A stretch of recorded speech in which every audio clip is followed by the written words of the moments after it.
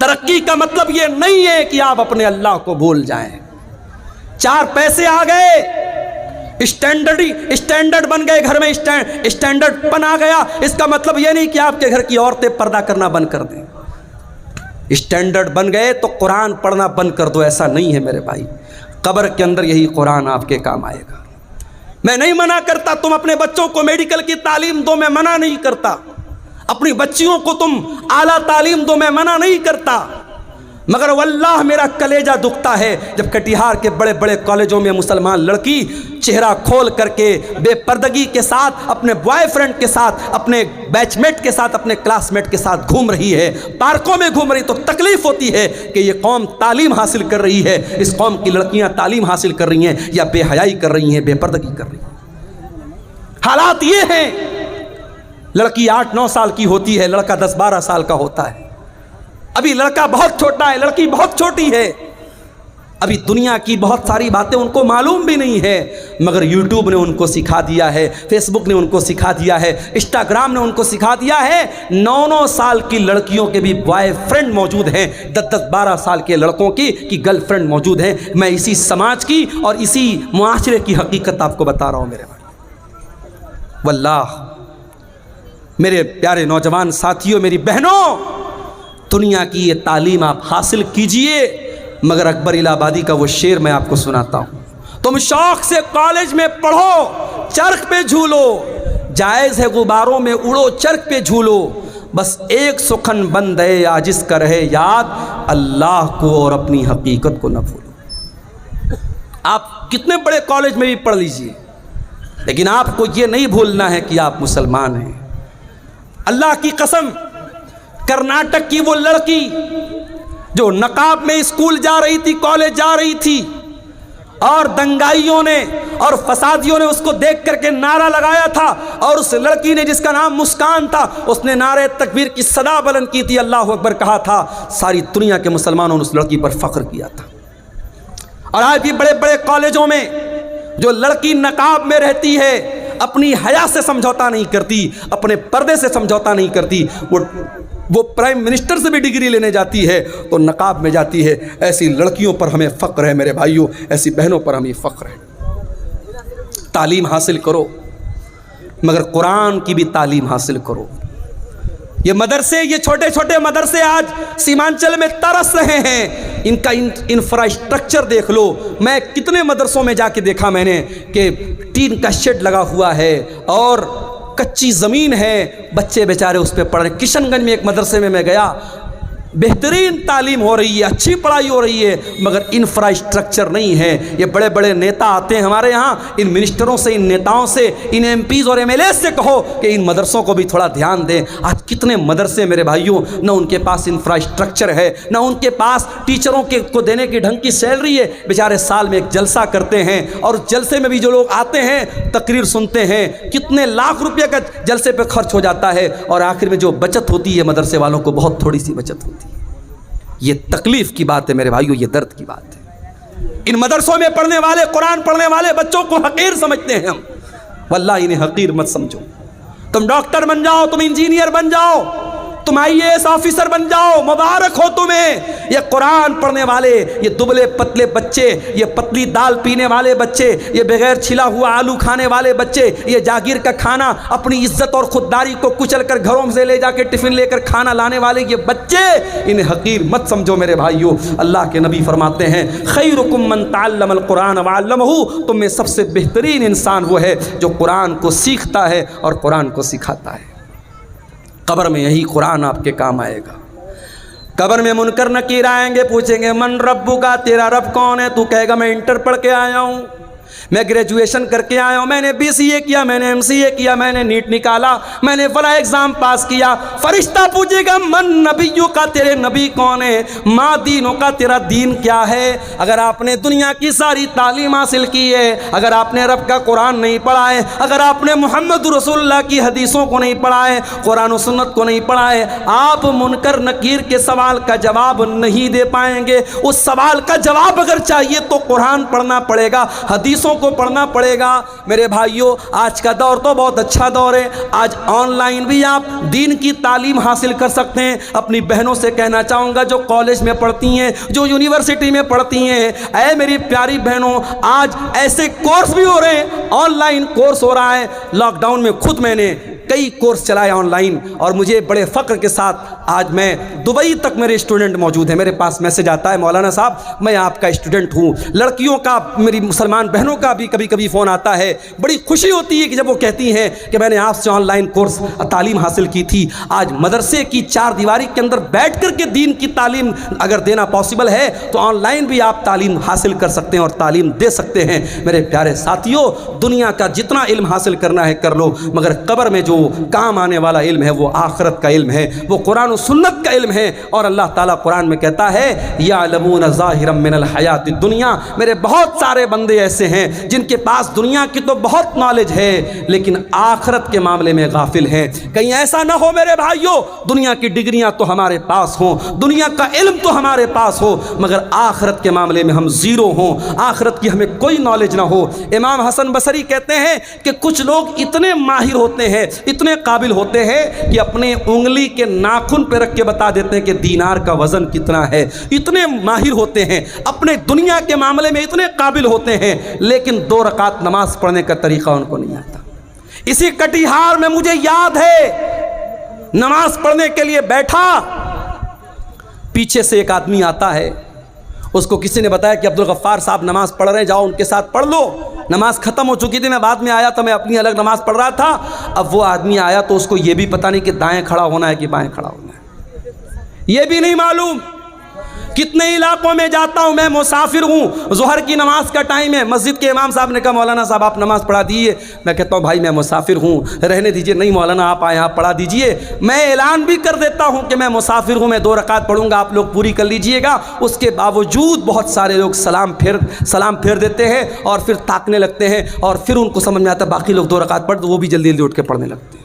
معلومات نہیں ہے میرے بھائی، جبکہ ہر جلسے میں جا رہے ہیں، ہر تقریر سن رہے ہیں، اتنی تقریریں سیمانچل میں ہو رہی ہیں، مگر دین کی جو تعلیم ہے میرے بھائیوں، جو قرآن کا درس ہے، جو نماز کا طریقہ ہے، جو عقیدے کی موٹی موٹی باتیں ہیں، وہ آج میں گاؤں گاؤں جاتا ہوں تو میں دیکھتا ہوں وہ چیزیں بھی ہمیں نہیں معلوم ہیں۔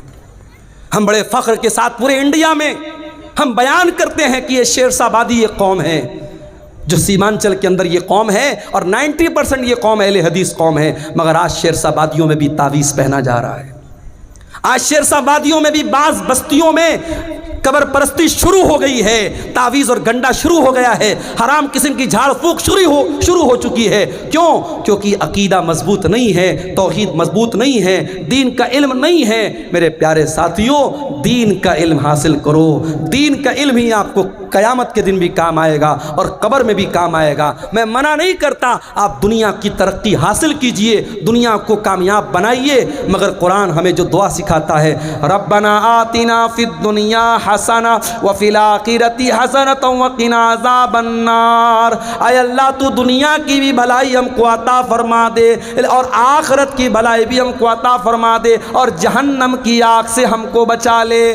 دنیا میں آپ ترقی کریں، اسلام کو کوئی اعتراض نہیں ہے، مگر دنیا کی 50 سال کی زندگی میں آپ ترقی کر لیں، پیسہ کما لیں، نام کما لیں، اس سے امپورٹنٹ بات یہ ہے، اس سے اہم بات یہ ہے کہ جو پرماننٹ لائف ہے، جو فار ایور ہے، جو ہمیشہ رہنے والی زندگی ہے، میرے بھائیوں اس زندگی کے لیے آپ نے کیا تیاری کی ہے، اس پر آپ محنت کیجئے۔ اللہ کے نبی صلی اللہ علیہ وسلم ایک دعا کیا کرتے تھے، بڑی پیاری دعا ہے، میں آپ کو بتا رہا ہوں، اگر آپ کو یاد کرنا ہے، دعا کی ایک پتلی سی کتاب آتی ہے، نام نوٹ کر لیجئے، حصن المسلم۔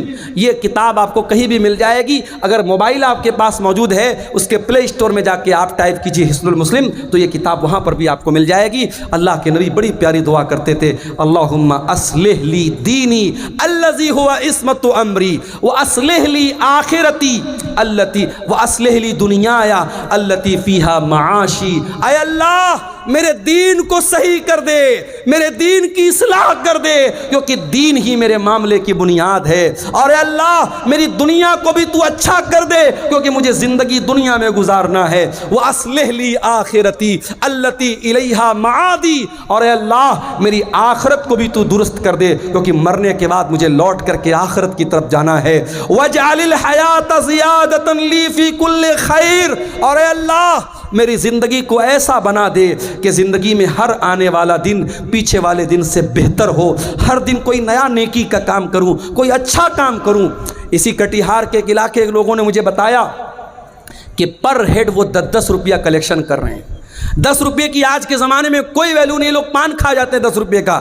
پریوار میں اگر 5 لوگ ہیں 6 لوگ ہیں، 10 روپیہ وہ سب سے کلیکشن کر رہے ہیں پورے گاؤں سے، اور اس طریقے سے 1 سال لوگوں نے کلیکشن کیا ہے۔ گاؤں کا نام مجھے یاد نہیں ہے، اس گاؤں کے لوگوں نے مجھے بتایا، ابھی شام کو مجھ سے ملاقات ہوئی تھی، کہ ہر مہینے 40,000 50,000 روپیہ کلیکشن کر رہے ہیں، اور 1.5 سال میں انہوں نے 16-17 لاکھ روپے اکٹھا کر لیا ہے۔ ایک بڑا فنڈ ہو گیا ہے، مسجد کا کوئی مسئلہ آ جائے، قبرستان کا کوئی مسئلہ آ جائے، 10 روپیہ کوئی بھاری بھی نہیں پڑنے والا، ہر ہفتہ وہ وصول رہے ہیں، اور پوری ٹرانسپیرنسی کے ساتھ، پوری پاردرشتا کے ساتھ باقاعدہ ایک گروپ بنایا ہے، واٹس ایپ پر باقاعدہ میسج میں ہر ہفتہ بتا دیتے ہیں اتنا کلیکشن ہوا، اتنا اماؤنٹ آیا ہے۔ میرے پیارے ساتھیوں، یہ مدرسے جو آپ کے گاؤں گاؤں میں مکتب چل رہے ہیں، یہ سال میں جلسہ کر کے چھوٹے چھوٹے بچوں کو آٹو پر بٹھا کے جو بھیک مانگتے ہیں ہم، اس سے تو بہتر ہے اس طریقے کی کوئی ہم شکل نکالیں کہ 10 روپیہ بھی اگر ہم ہر پریوار کے ہر ممبر سے لیں اور ایک بڑی رقم اکٹھا ہو جائے، ہم اچھی سیلری دیں اور اچھے علماء کو اور اچھے ٹیچروں کو ہم رکھیں،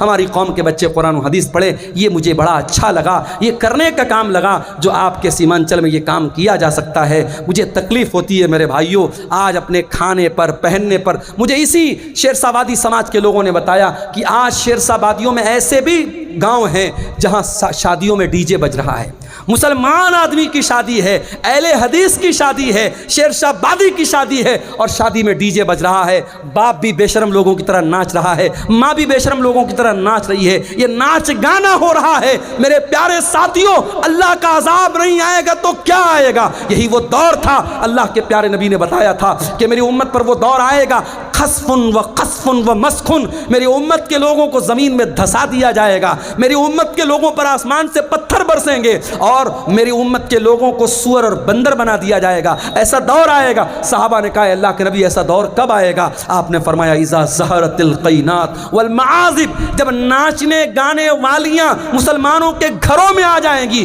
وشربت الخمور، اور مسلمان شراب پینے لگے گا۔ ارے شراب تو بہت ہلکی چیز ہو گئی، آج آپ کے کٹیہار اور کشن گنج کی رپورٹ میرے پاس موجود ہے، آج گانجا پی رہا ہے مسلمان کا بچہ، آج چرس کا نشہ کر رہا ہے مسلمان کا بچہ، آج ہیروئن کا نشہ کر رہا ہے مسلمان کا بچہ۔ آج یہ نشے ہماری قوم کو ڈبو رہے ہیں، ہماری قوم کے نوجوانوں کو برباد کر رہے ہیں۔ میرے پیارے ساتھیوں، اللہ کا عذاب اگر آ رہا ہے تو وجہ یہی ہے۔ میرے عزیزوں، تقریر کر لینا اور کرا لینا، جلسے کر لینا کرا لینا، یہ کمال نہیں ہے۔ کمال یہ ہے کہ ہم اپنے آپ کو جانچیں اور پرکھیں کہ ہمارا سماج کل کہاں تھا اور آج کہاں ہے۔ اگر رات بھر تقریر سننے کے بعد بھی فجر کی نماز میں ہمارے پاس نمازی نہیں ہے، اگر شراب کے اڈوں پر کوئی کمی نہیں آ رہی ہے، اگر عورتوں کی بے پردگی میں کوئی کمی نہیں آ رہی ہے، اگر دل میں اللہ کا ڈر پیدا نہیں ہو رہا ہے، تو معاف کیجیے، ہم فیل ہو رہے ہیں، ہماری ساری محنت بیکار ہو رہی ہے۔ ہمیں اس پر غور کرنے کی ضرورت ہے۔ اتنا بڑا سرمایہ سیمانچل میں ہزاروں جلسے ہو رہے ہیں، امت کا کیپٹل لگ رہا ہے، امت کا سرمایہ لگ رہا ہے۔ ان جلسوں سے ہم کیا حاصل کر رہے ہیں؟ ہماری قوم کیا حاصل کر رہی ہے؟ ہم اپنے اندر سدھار کر رہے ہیں کہ نہیں کر رہے ہیں؟ اپنے اندر پریورتن کر رہے ہیں کہ نہیں ہے؟ اس پر ہمیں غور کرنے کی ضرورت ہے۔ میرے عزیزوں، آج کا یہ جلسہ مسجد کے لیے جلسہ تھا۔ مجھ سے پہلے آپ نے علماء کی تقریریں بھی سنی، اور جو چندہ کرنے والے مولوی تھے ان کے ہاتھوں پر آپ نے چندہ دیا۔